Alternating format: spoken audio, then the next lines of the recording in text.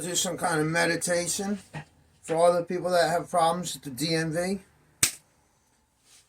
Listen to this. I worked off $100 crust Winnebago. Put starter, alternator, carburetor, belts, plugs, wires. It's been sitting for 20 years. Trash inside and out. Just the skin is good and the frame is good. I had it towed, got it moving, put my own tires on it. I got new wiring and new brakes almost assembled, ready to go in it. Okay, all I need is paperwork. The owner, the man that died, been sitting 20 years. The owner is now the son with power of attorney. He sold the house, everything else. Okay, and the motor vehicle department wants him to do this, and they're threatening me. They say if I file an abandoned vehicle report, then they're going to make note because I sent them the information. North Carolina Motor Vehicle is a very efficient website. It was great. I gave him 5 stars, but there was a lady that told me not to sign my license the way I sign it for my whole life, and I'm like, that's BS. Okay, they sent some stuff back during COVID, and then they kept demanding an inspection when my other one was out of inspection. And they sent the title back and asked me all kind of stuff. It's just a mess. So here's where we're at now, and I think every American should realize what's going on here, because a dead man that doesn't own something anymore and that his son has the estate, the son should be able to make decisions without the circumstance of the state getting involved to this degree of me being threatened. Because if I have agreements and basically a bill of sale, or if I go before a judge and it's not stolen, I should be able to do an abandoned vehicle claim on it, because it's trash. Nobody's going to be able to fix it unless they put time into it. It's not like, and she's saying that, okay, if somebody parks their vehicle on the side of the road, what you're saying is I can go make a claim on it. So her mind, it has ran someplace. And she dismisses the 30 days in the legal process, but she's trying to fortify the legal process to threaten me and bolster her opinion, okay, because she's good at her job and she's been there for so long, but she just decided to put up a brick wall and tell me that I'm arguing this and that, and you're going to hear it here. So I'm going to meditate while this is going on, because I need to take this in and think about it, because I'm the type of guy now, and they record too. There was 2 of us, you'll hear it. So, you take it, you listen to it for a bunch of times, you put it away. You listen to it some more, you put it away. A couple weeks go by, you'll get it.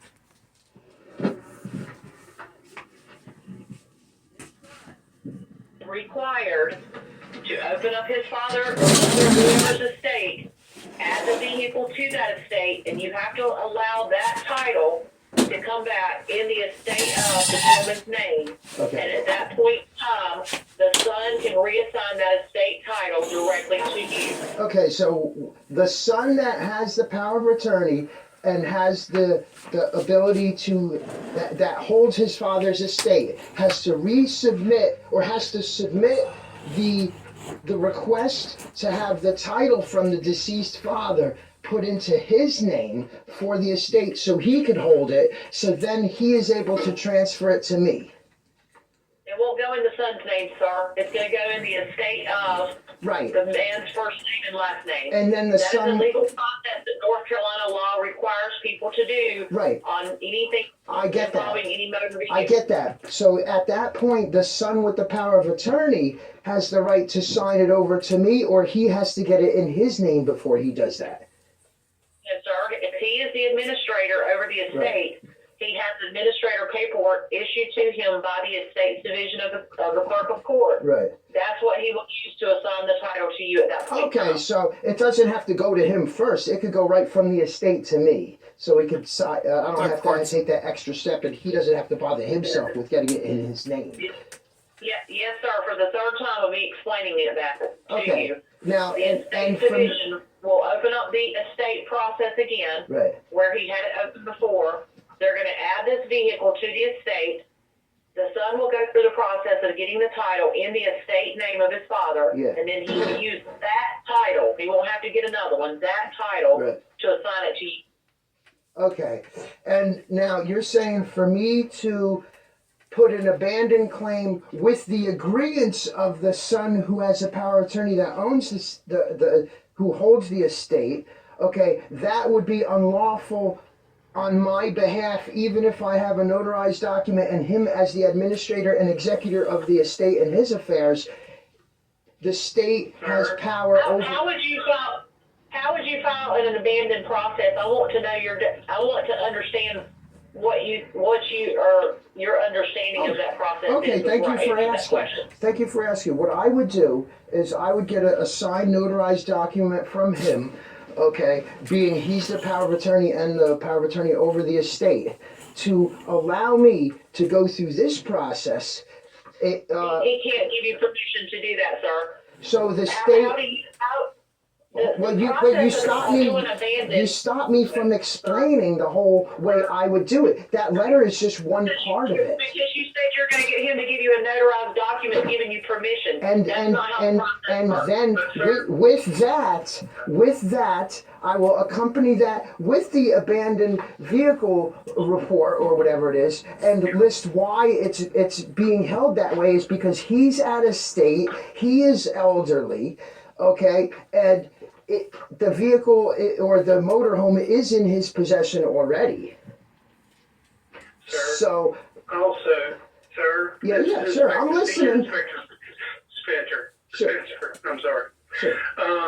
He, as an individual, couldn't even file an abandoned vehicle because it was a part of his family. Right. Does that make sense? Well, but if someone if someone called a trash man that knew nobody, and they had that, and they're like, you know what, instead of scrapping it, I'm going to file the thing, he would be able to do that. You can't do that, sir. You can't do that. That's illegal. Would somebody, hold on, would somebody else be able to do that? Like, say if I found a vehicle on the side of the road abandoned, okay, and I filed a report, that's legal, correct? No, sir, it's not. It has to be a vehicle where, say I come to your house for dinner tonight. Yeah. I leave in the morning and I leave my vehicle parked in your driveway. 20 years? No, I'll come back and get it. That means I abandoned my vehicle on your property. A vehicle left on the side of the roadway. That's not the principle of the matter. That's not. You can't file it as a storage. No. Sir, my supervisor's name is Captain Gary Ollis. Okay. I encourage you to call him because you are arguing with two of us. No, I'm not arguing. I am discussing. Yes, sir, you are. No, yes, sir, you're telling us how to do our job. No, yes, sir, I'm not telling you. I am asking and I am relaying information on trying to solve a problem. No, sir, you're not. No, sir, you're not. You're telling us. Wait a second. No, I am asking you. Property on something that's not abandoned on your property. Yes, sir, that's what you're saying. So you thought of everything I could possibly present to you. It's nothing else you can present, sir. So let me ask you this. The case of the matter is you have something that you've admitted and you've documented in your writing. It's not stolen. That's not stolen. And you decided you wanted to take it in your possession now and try to get a title for it, and it doesn't work like that. Well, I have permission from the owner. It's given to me. Okay. I don't care what the owner gives you permission for, sir. Yeah. This is the state regulation law of the North Carolina government. Who owns the motorhome then? You just admitted to me on the phone call and in writing that it belonged to this man that's deceased. Okay. I don't know his name, so you should put his name down. Right, his name is Luck. His last name is Luck. So let me ask you this. So who owns the motorhome, being that he's deceased? Listen up. The state or the son with the power of attorney over the estate? It still belongs to him until his family member closes out his estate. And he's dead? Yes, sir. And North Carolina deems it as his until an estate has processed it out of his estate into that next family member or whoever's name they want to sell it to at that point. Okay, so the state owns his right to it until the son claims it. Kind of, sort of, but that's not the exact wording. Okay, kind of thank you. Thank you. Now we're doing good because technically I was never trying to tell you what to do or dismiss you, but I wanted to look past where you were looking, and I felt like you were shutting me down like there was no other option, and I didn't have all the information I needed. So now that I have... There's no option for you to get a title until it's ran through the estate. You can't do an abandoned process in this situation. The situation does not deem the requirements for an Yes, abandoned it does. process. Yes, it does. It does deem the requirements for the son to do an estate process, if that's something he's willing to do. Okay, I understand that. And no hard feelings, nothing personal. My name's Daniel. I've talked to you before, and you were very nice. I actually, after I got through navigating on the digital website yesterday to give all this information or whatever, I went online and I gave a rating, a 5-star rating, because I dealt with you in the past, and I dealt with the DMV in the past. Now, the tag agency, there's one asshole there, because he was like, at that moment basically fucking shut me down. You didn't do so bad. I'm still okay. I still stand by you guys. Everything's nice, and I'll see you at some point. But let's see what we can do with this. Thank you very much. Okay, well, just encourage the son to complete the estate process, sir. I will. I might go the route of a Title 18, Section 241 and 242 of the USC violation to affect my due process in the matter, because I need to get it mobile now, and I need to start working on it so I can move it, and I can't wait through that process. So I don't know if there's a way to expedite this, and that's the whole thing. If I had a year, I could, but I don't have time, and I'm not going to lose it because my property's for sale as well, and I need to make it drivable. So this is where the whole thing relies. So I appreciate your understanding. All right, thank you. Sure, have a great day. Yeah, so that's a pretty rough situation because, she is dismissing the 30 days that there's a claim on it, right? They look up the numbers. They can't find any information. It was registered to the father, entitled, and the plate is lurking somewhere in like a mound of stuff, like probably fucking 7 to 10 tons of belongings that are now in piles because the house was sold, and this was part of it. And I did some work. And the agreement was that I worked for $10 an hour, and I worked this Winnebago off, busted my ass. And I did all my whatever I could to get it out of there. I put a lot of resources and time because it has parts that I want for mine, and I'm actually going to save it now too because I can put all my art there, and I'll drive, I'll travel, have that as my travel to art gallery, and my other one is my house. So my tiny home. My fucking TARDIS, my spaceship, fucking time space capsule, So they're trying to come in there, and I understand where she's coming from, but they're not used to doing things any other way. And the abandoned vehicle process, what happens is it goes before the court, and then there's a claim on it. And what they do in an abandoned vehicle report is they look up the VIN number and everything. They do, you pay for it.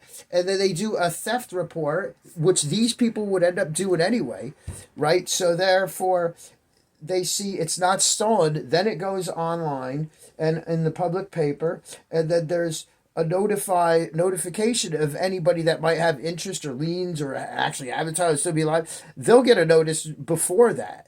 And if that doesn't happen, and if it's not stolen, nobody can claim it, and there's nobody else there, it'll go online. If the court can't find anybody, it'll go online after the judge says, okay, the state looked, there's nobody else there, so it's not stolen, nobody else is, still alive that it was registered or titled to, so then it goes online. So then it's another process. And that's the legal process, not what the fuck she's talking about. I'm sorry, but she's a nice lady, but it's a little more than that. That's all I'm saying. And look how difficult it is. A lot of people would be frustrated right now, and they would fucking throw it away.